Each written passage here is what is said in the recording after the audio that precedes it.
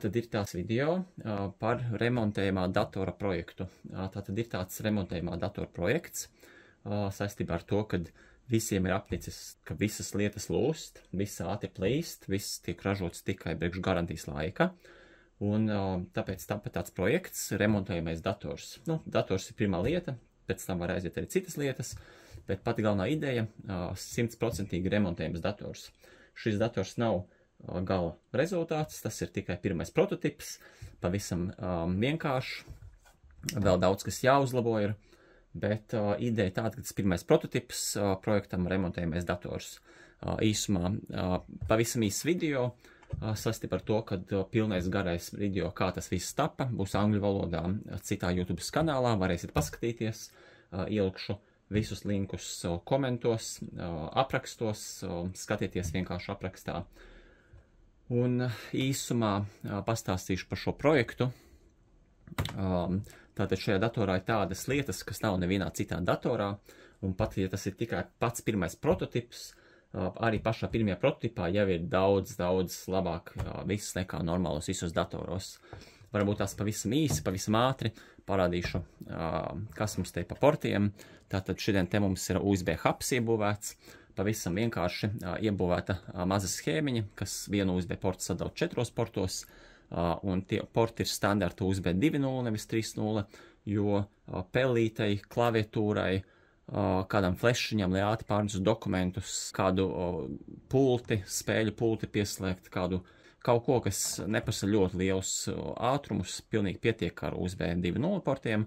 Vēlāk gala izstrādājumā varbūt tās uztaisīsim arī USB 3.0. Tas ir pirmais prototips, pilnīgi pietiek normāli darboties. Tālāk šeit ir pilna izmēra dzīvais SATA ports. Tas ir tikai priekš profesionāļiem. Normāls apstākļos tāds neplānojās gala rezultātā, bet noteikti uztaisīs tā, lai gala rezultātā tas būtu izvēles. Ja? Tātad tie profesionāļi, kas vēlēsies SATA portu, tas nozīmē, ka viņi vienkārši ieliks šeit portu, pieskrūvēs šeit, un viņš būs ārpusē. Pilnīgi visas iekārtas uztaisīts tā, lai būtu maināmi dzelzīši, tie saucamie IO Shield, kas ir stacionāriem datoriem. Jūs nomainat to dzelzīti, jums ir cita schēma, cita mācplate, citas lietas. Vienkārši ieliksiet šo IO Shield šajā vietā, pieskrūvēsiet, un jums būs ārējais SATA ports. Normāls apstākļos viņš nebūs, viņš būs iekšējais, bet tie, kas ļoti gribēs, viņi varēs pielikt ārējo. Ja nezinu, kas ir ārējais SATA ports, pavisam ātri iepazīstināšu, tas ir SATA cietais disks, mēs visi noteikti jau to pazīstam, kāds nepazīst, kurš nav tehnisks, tā izskās 2,5 colu SATA SSD disks vai arī HDD kādam standarta SATA konektori. Tātad šajā datorā šādu cieto disku varēs mierīgi pieslēgt pa taisno malā, un tā kā tas ir dzīvais pilnvērtīgais SATA ports, varēs vienkārši nospiest ieslēgt datoru, un viņš iebautos jūsu operētāju sistēmu, jūsu Linuxu, jūsu Windowsu, ko vien jūs vēlēsieties. Beidzāt darbu, izslēdzāt, noņēmāt, pārkopējāt datus ļoti ērti, bet, kā jau teicu, tas ir profesionāļiem, tāpēc, kad šitie porti it kā ir paredzēti hot plug, bet ne visas operētājas sistēmas to atbalsta. Piemēram, Linuxā, Unixā, dažādās operētājas sistēmās var mierīgi viņu pielikt, kamēr dators ieslēgts, nospiež mount drive, viņš parādās jūsu sistēmā, jūs varat sākt lietot, bet Windowsā to nevar. Windowsā tas nav paredzēts. Ja jūs Windowsā viņu slēgsiet klāt, tad jūs varat kaut ko sabojāt. Var sakoties profesionāļiem, profesionāļi zina, ko ar to darīt, tie, kas būs pārstie lietotāji, tie vienkārši to neliks. Tas ir ļoti īpaša feature īstenībā. Profesionāļiem noteikti tas ļoti patiks. Otrā pusē mums ir mācplate. Pašā video sākumā aizmirsu pateikt, tā kā es šo datoru uztaisīju, bet es neuztaisīju mācplati. Protams, mēs Latvijā pagaidām nevaram uztaisīt mācplates, un nezinu, kad varēsim. Ja? Lai uztaisītu mācplati no nulles, ir nepieciešams eksperts, kas saprot čipus, mikroshēmas, kas var uztaisīt mācplates dizainu, tehnisko, kas var ieprogrammēt BIOSu. Tas ir ļoti garš un grūts process. Latvijā nav neviens, kas to var. Tāpēc normālos apstākļos mācītājs pasūtās no speciālām kompānijām, kas ar to nodarbojas, kas specializējas. Attiecīgi tur ir programmētājs, kas ieprogrammē BIOS un visu saliek kopā, iedod iespiesto plati un tad var pasūtīt rūpnīcā tās mācītājs, cik vajag. Tas ir ļoti dārgs process. Es to nevaru atļauties, pats saprotams, tas ir tikai pirmais prototips, mēģinājums, cerībā varbūt arī dabūt kādu Eiropas projekta naudiņu, lai to var īstenot. Bet jā, pagaidām mācītājai, diemžēl, ir ielikt no mana vecā datora. Nereklamēšu, kas tā par mācītāji. Tur ir i7 processors, 16 GB RAM ieliku.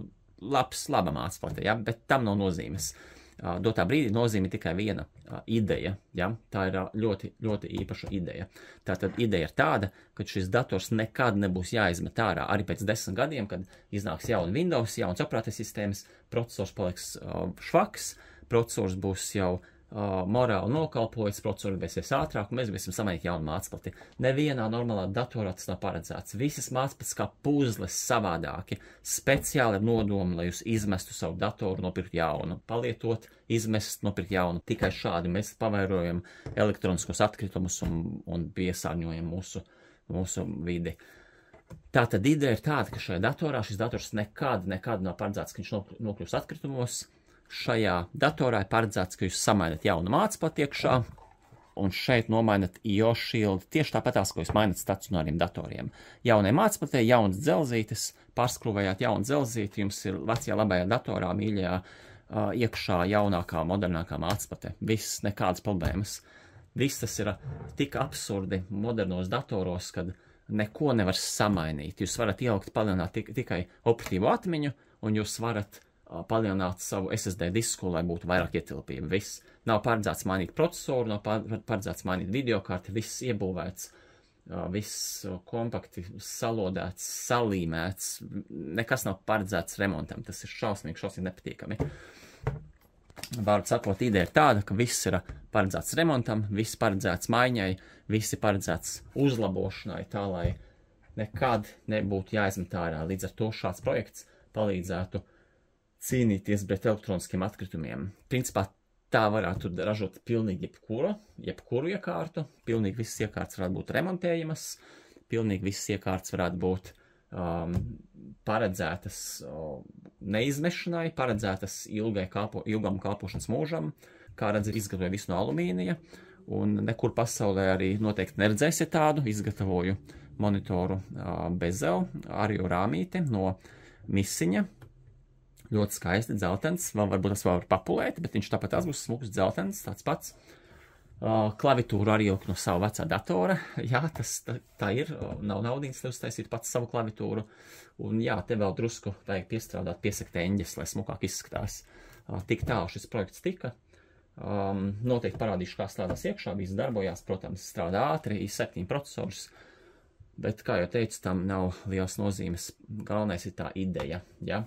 Mazs piemērs, kāpēc tas viss tā iedegās. Es strādāju par datortehniķi vairāk kā 20 gadus, un tā ir apnicis, kad atnāk kāds students, kuram ir vajadzīgs salabot datoru steidzīgi, un mācītāja viņam ļoti dārga, mācītāja samainīt ļoti, ļoti dārgi, un viņam ir kaut kas atgadījies ar mācītāju. Piemēram, gadās situācija tāda, kad iekšā mācītājai izdeg kaut kādi vidusslāņa celiņi, kurus saremontēt tikpat kā nevar, vai arī maksā tikpat dārgi, cik jauna mācītāja. Un lielākā problēma tāda, kad visos tajos datoros visi procesori ir ielodēti un paredzēti nemainīšanai. Principā, ja jūs gribētu salabot savu datoru, kuram ir nodegusi mācītāja, bet viņam ir vesels procesors, vesela videokarte, veselas detaļas uz tās mācītājas, un tās visas detaļas ir tās, kas maksā tos simtus. Piemēram, viens procesors CPU var maksāt uz vairākiem simtiem, uz 200-300 eiro.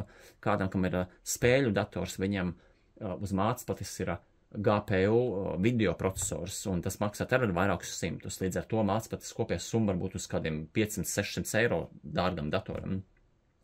Un pats muļķīgākais tas, ka jums, ja jūs tomēr izlemat remontēt, maksāt to naudu, dators varbūt maksā 2000, pats dārgākais, pats modernākais, tad jūs principā izmetat ārā savu mācītāju, Un problēma ir tāda, ka jūs to mācpat izmetat ārā, bet uz mācpats ir pilnīgi vesels, pa vairākus 100 ejošs procesors, un uz mācpats ir pilnīgi vesels GPU video procesors, kur jūs vienkārši izmetat ārā, tad jūs samaksājat uz 500 eiro un nopērkat tieši to pašu visu atpakaļ tikai ar mazu kaut kādu vidusslāņu izdegušu defektu izlabotu. Un sanāk, jūs izmetat ejošus procesorus un nopērkat tos pašus ejošos procesorus pa jaunam. Vienkārši, pilnīgi bezjēdzība, pilnīga muļķība. Jūs izmetat pilnīgi veselu procesoru un pēc tam jūs nopērkat vietā jaunu, pilnīgi veselu tādu pašu procesoru. Tikai tāpēc, ka tas procesors nav paredzēts izņemšanai. Un tur tā galvenā ideja, kad, ja man būs iespēja ražot mācplates, ja man būs budžets, es varu pasūtīt profesionālā kompānijā mācplati pēc dizaina, pēc klienta izvēles, tad galvenā ideja ir atpakaļ noņemamie procesori. Mācplati pati nav dārga, to PCB uzražot nav dārgi mūsdienās. Dārgi ir komponenti, dārgs ir procesors.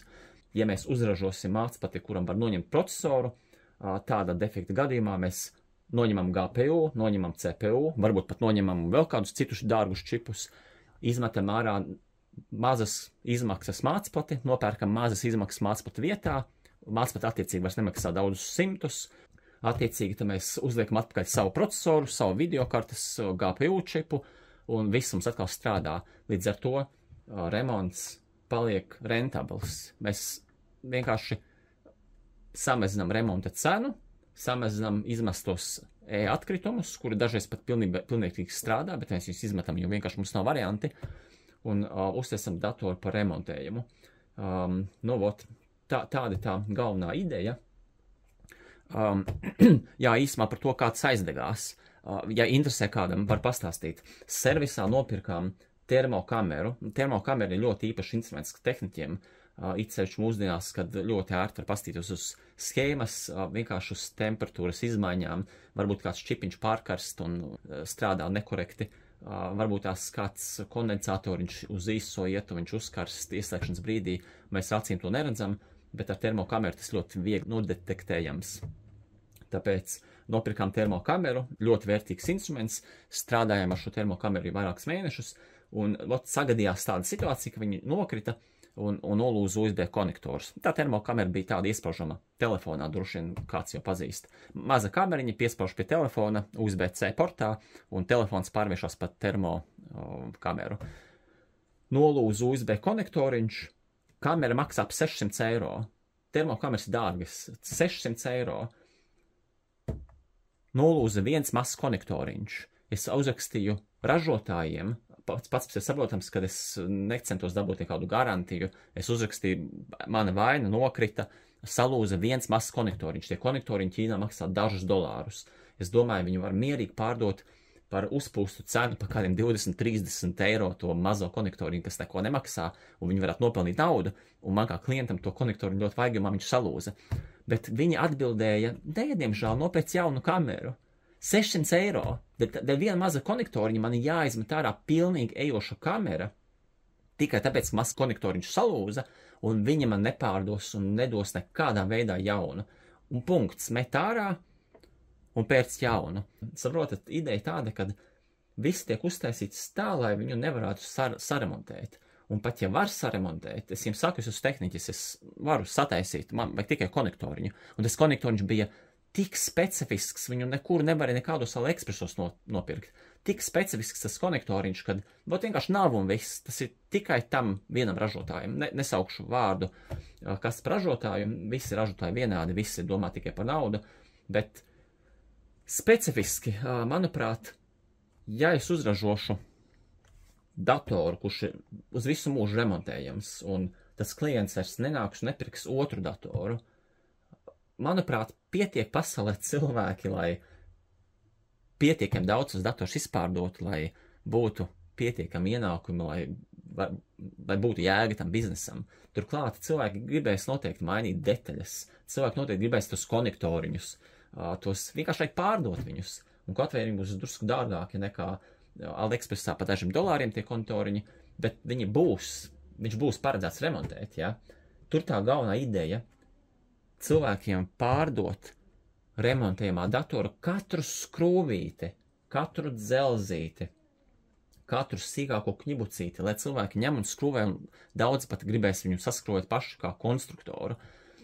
Un tā galvenā ideja ir vienkārši samazināt elektroniskos atkritumus un tirgot labu datoru, kurš kalpos gadiem ilgi un kurš būs vienmēr uzlabojams, vienmēr maināms. Tāpēc kā vecā jūsu datorkaste. Vecās datorkastes bez problēmām tāpat tās var remontēt un remontēt, mainīt iekšā tā kā konstruktoru, un tas ir pareizi. Lai gan tas attiecās uz tām datorkastēm, kas ir bez brenda, tām datorkastēm, kas ir saliktas servisā, sakomplektētām datorkastēm. Tādi brendi kā HP, Dell un dažādi tie Lenovo, tieši stacionārie datori, viņos arī būvē visu kaut kādus knifiņus, lai standarta māceklis nevarētu ielikt, lai standarta detaļas nederētu, un tur arī sākās vesela opera. Tāpēc vislabākie stacionārie datori noteikti ir komplektētie stacionārie datori, un vislabākais sportīvais dators pasaulē noteikti šis, jo viņš ir paredzēts 100% remontam. Tas dators ir unikāls. Dotā brīdī tas ir pirmais prototips, te es rādzu daudz dažādas niansītas, dažus asus stūrīšus, vajag pieslīpēt, pielabot dizainā, varbūt šur tur vēl nebūtu viņš tik lučains, varbūt tās drusku smalkāka te priekšņa, dažādas sīkumiņi jāuzlabo.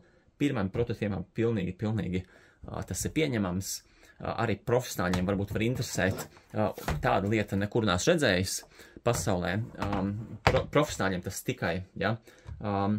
Tāda lieta, kad ziniet tos apakšējos paliekumos ventilators, ko jūs liekat zem datora. Jūs paliekat ventilators zem datora, ventilators pūš it kā gaisu zem tā datora, tā kā paliknis ar ventilatoriem. Bet viņš īstenībā neko daudz nedara. Tas ir vairāk nervu mierināšanai, jo visi tie, tā kā jums pieaug radiators pilns ar putekļiem, viņš jums pārkarst, dūts skaļi, un jūs uztraucaties, kad pārkarsīs nodegs, un tāpēc cilvēks sāk pirkt tos ventilatorus apakšā. Tas maz ko dod, tā ir niecība, jo tas karstums, viņš var iekšā plasmasā, tie visi korpusi ir parasti plasmasa, un tas karstums neiet ārā no tā. Jūs dzesējat to korpusu, viņš nedzesē to pašu čipu, to pašu procesoru. Tā dzesēšana no tā palikņa tikpat kā neko nedod. Tas nav labs risinājums, tas ir vienkārši, ko iztirgot cilvēkiem. Pareizais variants ir datoru vest tīrīt, ja kaut ko jūs jūtat, ka viņš pārkarst, vai arī skaļi ventilatori griežās, vai sāk lagot, procesors cenšas aizsargāties, lai nenodeg, viņš sāk pamazināt frekvenci, lai aizsargātos, jums vienkārši jāved servisu tīrīt. Protams, kad ieteikšu abcservis.lv datoru servis, printeru kārtiģu servis, vediet visu uz abcservis.lv. Šeit ļoti īpaša lieta, arī būs tikai profesionāļiem, varēs nopirkt dzelzīt atsevišķi. Šis panelītis tieši šeit ir ar tādu iebūvētu radiatoru. Tā kā viss dators no alumīnija, alumīnijas ļoti labi novada siltumu, un ideja ir tāda, ka tiem cilvēkiem, kas būs profesionāļi, kas mācēs saprast to un to vēlēsies, viņi uzliks tieši šādu dzelzīti, un tieši šajā vietā ir uztaisīts, kad viņš saskarās ar procesora termotrubiņu, lai savienojās nodot siltumu labāk, un šī vieta drusciņu uzsils, temperatūra ies šajā radiatoriņā, nav ļoti liels laukums, viņš augstums ir tikai kādi 3 mm, 2,5 mm aptuveni. Šodien te ir vieta, kur sūks gaisu ventilators, līdz ar to viņš sūcot gaisu jau dzesēs šo vietu, un ja jūs šādu minimālu radiatoru uzliekat uz tā paliknīšu ar ventilatoriem, tad viņš noteikti kaut ko darīs, jo tad jūs dzesiesiet alumīniju, kurš būs tiešā kontaktā ar procesoru, un viņš pa īstam darīs savu darbu. Bet tas nenozīmē, ka tas ir obligāti jādara. Tas vairāk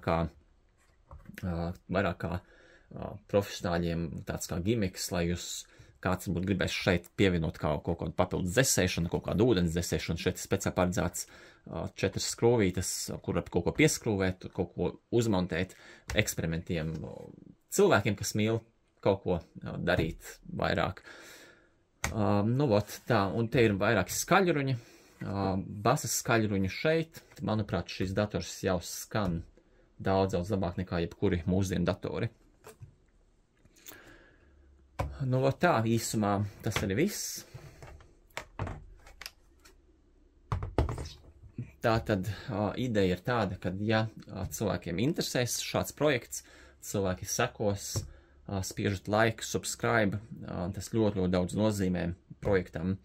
Ja būs daudz sekotāji, daudz gribētāji, kam tas tiešām interesē, varbūt kaut kādā veidā var dabūt līdzekļus šī projekta turpināšanai. Varbūt tās nebūs līdzekļi, bet būs ļoti daudz sekotāji, tad man būs liela iedvesma taisīt otro versiju. Otrā versija noteikti būs vēl smukāka, vēl kvalitīvāka. Viss tika izfrēzēts uz paštaisītas CNC iekārtas. Redziet, pat paštaisīta CNC iekārta var uztaisīt šādu izstrādājumu. Ja jums tas viss interesē, es atstāšu linkus uz pilno video, kā tas tika frēzēts, par klaviatūru. Klaviatūru var iebūvēts kaut kas tik unikāls, kas nav nevienā datorā. Klaviatūra turās uz magnētiem. Jūs zināt, cik problemātiski tagad tiek ražotas klaviatūras, ja jums viena podziņa saplīst vai pielējās kaut kas. Nomainīt klaviatūru maksā ļoti dārgi tikai tāpēc, ka jums pusdators jāizjauc. Un bieži vien jāmaina visa tā virsma, palmrest, tā virsma ar klaviatūru, tāpēc, kad mūsdienās visu ražos sakausētu, salīmētu. Nav paredzēts atvērt un noņemt klaviatūru. Es uztaisīju uz magnētu. Skatieties, jums vajag paņemt, vienkārši aizķerat, paceļat, izceļat ārā klaviatūru, apakšā magnēti, ja? Pieliekat atpakaļ, hops, vietā pielipa, gatavs turās. Tik vienkārša lieta, izceļama klaviatūra, nomaināmas sekundēs. Tas nav nekur pasaulē, tas ir unikāla lieta. Nu, tā tad noteikti daudziem gribēsies, lai es ieslēdzu, visiem nepacietība redzēt datoriņu, tuvāk drusciņu. Tā tad, principā, dators kā dators,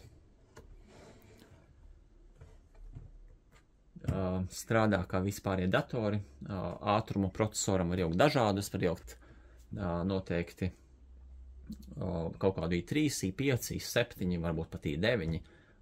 Ātrumam nav nozīmes dotā brīdī, jo nākotnē katram klientam būs izvēle, ko viņš vēlās. Nākotnē var ielikt noteikti tā, lai vienā mācplatē var nomainīt dažādus procesorus, tas gan būtu vareni. Jūs nopērkat mācplati, jūs sākumā nopērkat ar budžeta procesoru Pentium, pēc tam samainīt procesoru, bet jaudīgāku. Tādu es domāju, ka varētu iztaisīt, vajag tikai līdzekļus, jā, tā ir tā pat grūtākā lieta. Nu, jā, tā, viss strādā ātri, tad spiežiet subscribe, ja jums interesē visi mūsu darbi.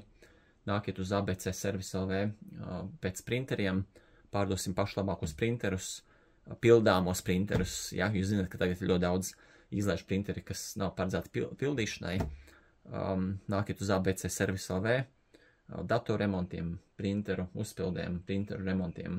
Uztaisīsim YouTube kanālu, kur būs tikai par šo tēmu. Kanāls noteikti būs angliski. Tiem, kam grūti ar angļu valodu, tie varēs pastīties vienkārši, kā viss tiek uzražots, kā tiek taisīts. Pamatā būs redzams, kā es izfrēzēju, izgatavoju to korpusu. Ja? Tas grūtākā lieta. Jā, nu, var sekot, nākiet, skatieties, subscribojoties, spiežiet like. Tiem, kam galīgi neinteresē, nospiežiet vienkārši like, lai vienkārši pamana vēl kāds šo projektu, varbūt kādam interesēs. Tad paldies, ka skatījāties.